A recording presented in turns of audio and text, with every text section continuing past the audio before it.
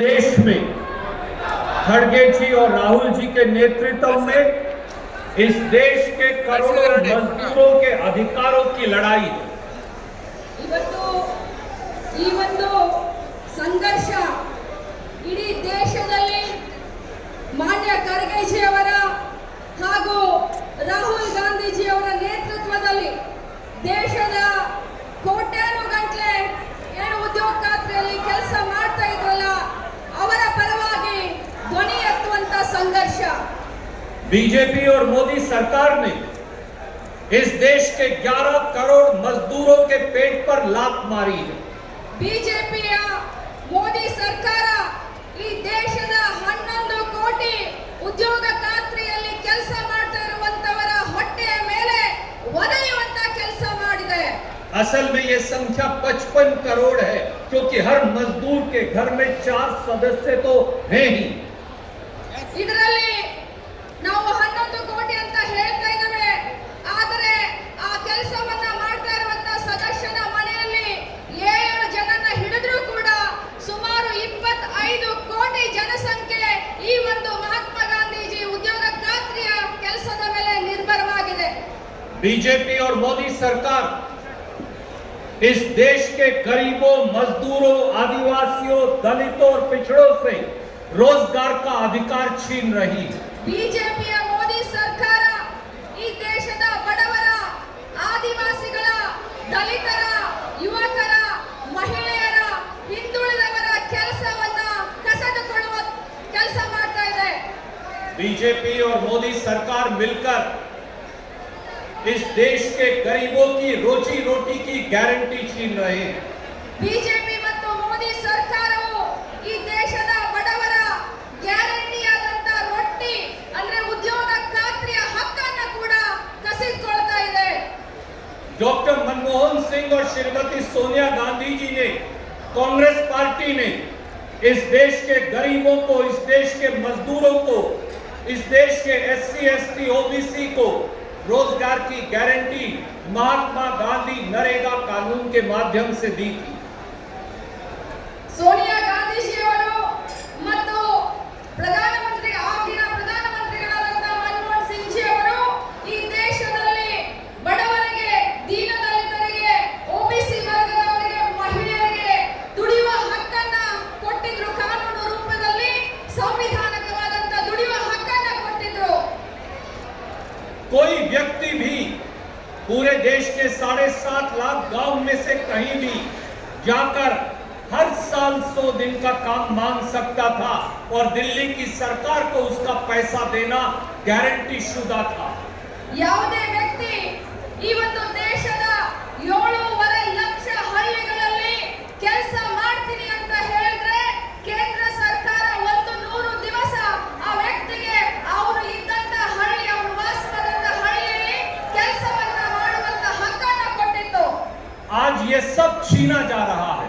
ಇವತ್ತು ಇದೆಲ್ಲ ಕೂಡ ಕಸಿದುಕೊಳ್ಳುವಂತ ಕೆಲಸ ಆಗ್ತಾ ಇದೆ। ये नया कानून जो बीजेपी और मोदी सरकार लेकर आई है, उसमें अब केंद्र सरकार को बजट देने की आवश्यकता नहीं, वो केवल 60% बजट देंगे और 40% बजट की जिम्मेवारी अब प्रांतीय सरकारों पर डाल दी गई।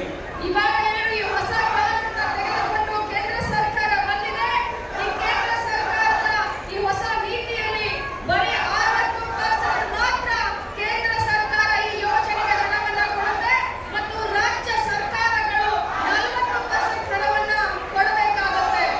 और दोस्तों, साथियों, प्रांतीय सरकारों के पास पैसा कहां है? जीएसटी से, फाइनेंस कमीशन से 5 लाख करोड़ का सेस लगाकर सारा पैसा तो दिल्ली की सरकार ने अपने पास रख लिया। ಬಂಧುಗಳೇ, ರಾಜ್ಯ ಸರ್ಕಾರದಲ್ಲಿ ದುಡ್ಡು ಎಲ್ಲಿಂದ ಬರಬೇಕು? ಕೇಂದ್ರ ಸರ್ಕಾರದ ನೀತಿಯಿಂದ ಸೆಸ್ ಆಗಿರಬಹುದು, ಫೈನಾನ್ಸ್ ಕಮಿಷನ್ ಆಗಿರಬಹುದು, ಜಿಎಸ್ಟಿ ಆಗಿರಬಹುದು, 5 ಲಕ್ಷ ಕೋಟಿ ಹಣವನ್ನ ರಾಜ್ಯ ಸರ್ಕಾರದ ಹಣವನ್ನ ಕೇಂದ್ರ ತೆಗೆದುಕೊಂಡಿದೆ। अकेले कर्नाटक की सरकार का 70-75 हजार करोड़ रुपए से ज्यादा पैसा आज मोदी सरकार दे नहीं रही, रिलीज नहीं कर रही है। ಬಂಧುಗಳೇ, ನಮ್ಮ ಕರ್ನಾಟಕ ರಾಜ್ಯದ ಹಕ್ಕಾದಂತ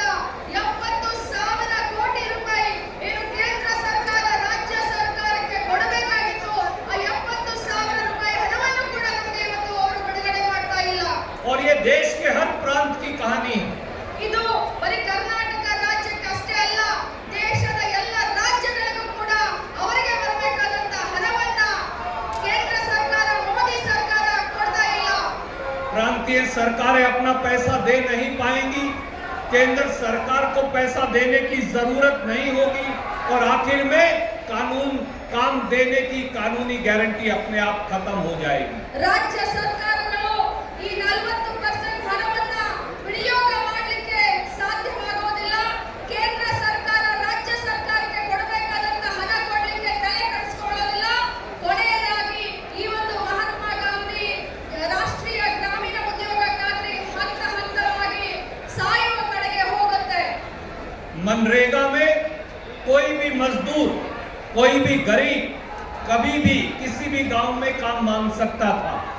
ಮನ್ರೇಗಾದಲ್ಲಿ ಯಾವುದೇ ದಲಿತರಾಗಲಿ ಯಾವುದೇ ಹಳ್ಳಿಯಲ್ಲಿ ಕೆಲಸ ಮಾಡ್ತಾ ಇರುವಂತ ಜಾಬ್ ಕಾರ್ಡ್ ಹೋಲ್ಡರ್ ವ್ಯಕ್ತಿ ಯಾವಾಗ ತನಗೆ ಕೆಲಸ ಬೇಕಂತ ಹೇಳ್ತಾ ಇದ್ರು ಆ ಸಂದರ್ಭದಲ್ಲಿ ಅವರಿಗೆ ಕೆಲಸ ಸಿಗ್ತಾ ಇತ್ತು.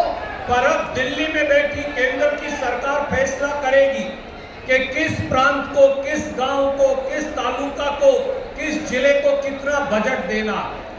ಆದರೆ ಈಗ ದುರ್ದೈವ ದೆಹಲಿಯಲ್ಲಿ ಕುಳಿತುಕೊಂಡು ಕೇಂದ್ರ ಸರ್ಕಾರ ನಿರ್ಣಯ ಮಾಡುತ್ತೆ ಯಾವ ರಾಜ್ಯಕ್ಕೆ, ಯಾವ ಜಿಲ್ಲೆಗೆ, ಯಾವ ಗ್ರಾಮ ಪಂಚಾಯಿತಿಗೆ ಈ ಕೆಲಸವನ್ನ ಹಂಚಬೇಕು ಅಂತ ಹೇಳಿ. मैं आपसे पूछता हूं, दिल्ली में बैठी सरकार को यह कैसे मालूम है कि किस गांव में किस गरीब को क्या काम करना है? ನಾನು ನಿಮ್ಮ ಮುಖಾಂತರ ಕೇಂದ್ರ ಸರ್ಕಾರಕ್ಕೆ ಕೇಳಕ್ಕೆ ಬಯಸ್ತೇನೆ, ದೆಹಲಿಯಲ್ಲಿ ಕೂತ್ಕೊಂಡು ಈ ಹಳ್ಳಿಗಳಲ್ಲಿ ಯಾರಿಗೆ ಯಾವ ತರದ ಕೆಲಸ ಬೇಕು ಅಂತ ನಿಮಗೆ ಹೇಗೆ ಗೊತ್ತಾಗುತ್ತೆ?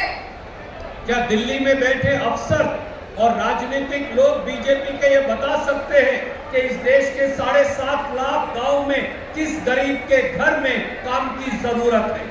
ದೆಹಲಿಯಲ್ಲಿ ಕುಳಿತುಕೊಂಡಂತ ದೊಡ್ಡ ದೊಡ್ಡ ಆಫೀಸರ್ಗಳಾಗಿರ್ಬೋದು, ಕೇಂದ್ರ ಸರ್ಕಾರ ಬಿಜೆಪಿಯ ಎಲ್ಲ ಲೀಡರ್ಗಳಿಗೆ ಕೇಳಲಿಕ್ಕೆ ಬಯಸ್ತೇನೆ, 7.5 ಲಕ್ಷ ಹಳ್ಳಿಗಳಲ್ಲಿ ಆ ಹಳ್ಳಿಯ ಮನೆಯಲ್ಲಿ ಯಾವ ಕೆಲಸ ಬೇಕು, ಯಾರಿಗೆ ಕೆಲಸ ಬೇಕು ಅಂತ ಇದು ನಿಮಗೆ ಗೊತ್ತಾಗುತ್ತಾ?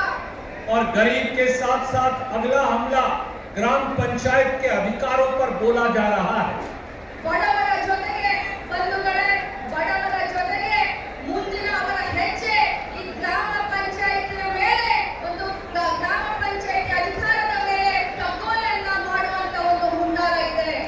मनरेगा में ग्राम पंचायत फैसला करती थी कि गांव में कौन सा काम होगा और ग्राम पंचायत ही मॉनिटर करती थी और ग्राम पंचायत ही पैसा देती थी।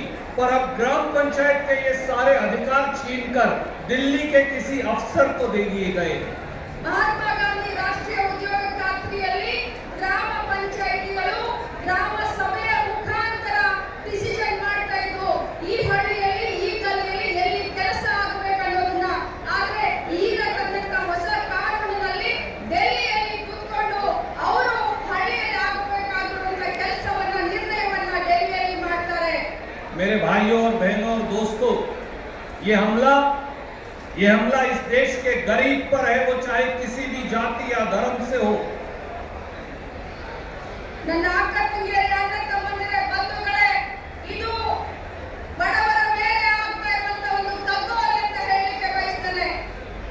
ये हमला इस देश की ग्राम पंचायत के अधिकारों पर है। ಈ ಒಂದು ದೌರ್ಜನ್ಯ ಗ್ರಾಮ ಪಂಚಾಯಿತಿಯ ಅಧಿಕಾರದ ಮೇಲೆ ಇದೆ ಅಂತ ಹೇಳಲಿಕ್ಕೆ ಬಯಸ್ತೇನೆ. ये हमला इस देश के गरीब के पेट पर है। ಈ ಒಂದು ದೌರ್ಜನ್ಯ ಹಳ್ಳಿಯಲ್ಲಿ ಇರುವಂತ ಆ ಬಡವರ ಹೊಟ್ಟೆಯ ಮೇಲೆ ಹೊಡೆಯುವಂತಾಗಿದೆ ಅಂತ ಹೇಳಲಿಕ್ಕೆ ಬಯಸ್ತೇನೆ. ये हमला इस देश के गरीब को, शोषित को, वंचित को रोजगार की गारंटी से वंचित करने का है। ಈ ಒಂದು ದೌರ್ಜನ್ಯ, ಈ ಒಂದು ಅತ್ಯಾಚಾರ ಆ ಒಂದು ಬಡವರ ಒಂದು ಏನು ಕೆಲಸ ಮಾಡುವಂತ, ಕೂಲಿ ಮಾಡುವಂತ ಗ್ಯಾರಂಟಿಯನ್ನ ಕಸಿದುಕೊಳ್ಳುವುದಾಗಿದೆ ಅಂತ ಹೇಳಲಿಕ್ಕೆ ಬಯಸ್ತೇನೆ. ये हमला गरीब के मुंह का निवाला छीनने का है। ಈ ಒಂದು ದೌರ್ಜನ್ಯ ಆ ಬಡವನ ತುತ್ತನ್ನ ಕಸಿದುಕೊಳ್ಳುವಂತಾಗಿದೆ ಅಂತ ಹೇಳ್ತೀನಿ. ये लड़ाई अकेले कांग्रेस पार्टी की नहीं, ಈ ಒಂದು ಯುದ್ಧ, ಈ ಒಂದು ಪ್ರತಿಭಟನೆ ಬರೀ ಕಾಂಗ್ರೆಸ್ ಪಕ್ಷಕ್ಕೆ ಸೀಮಿತವಾಗಿಲ್ಲ. ये लड़ाई इस देश के गरीब की है। ಈ ಒಂದು ಪ್ರತಿಭಟನೆ, ಈ ಒಂದು ಯುದ್ಧ, ಈ ಒಂದು ಸಮರ ಇದು ದೇಶದ ಬಡವರದಾಗಿದೆ. ये लड़ाई इस देश की महिलाओं और युवाओं की है। ಈ ಒಂದು ಲಡಾಯಿ, ಈ ಒಂದು ಯುದ್ಧ ದೇಶದ ಮಹಿಳೆಯರ ಮತ್ತು ಯುವಕರದಾಗಿದೆ. ये लड़ाई इस देश के SC, ST, OBC की है।